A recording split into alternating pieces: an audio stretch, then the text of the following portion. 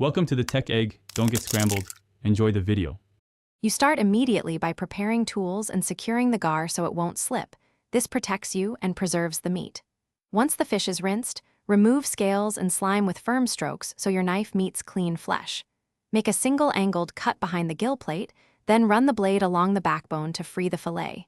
Keep steady pressure and short strokes. This reduces ragged meat.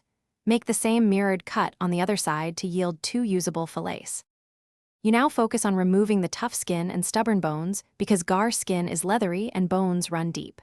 Start at the tail, make a small incision, grip the skin and angle the knife between skin and flesh to slide it off. Pull skin taut as you cut. Next, feel for and extract the intermuscular bones with pliers, working from head to tail. If you want more forgiving texture, brine the fillets in a 5% salt solution for 30 to 45 minutes.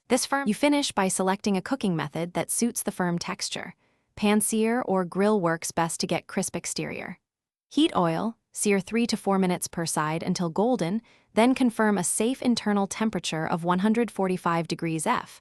Once done, remove and rest for 5 minutes so juices redistribute.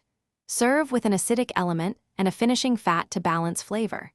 If the meat seems tough, simmer gently in a sauce or slice thinly across the grain. This quickly improves tenderness and eating quality. Thanks for watching. Consider subscribing if I helped unscramble your problems.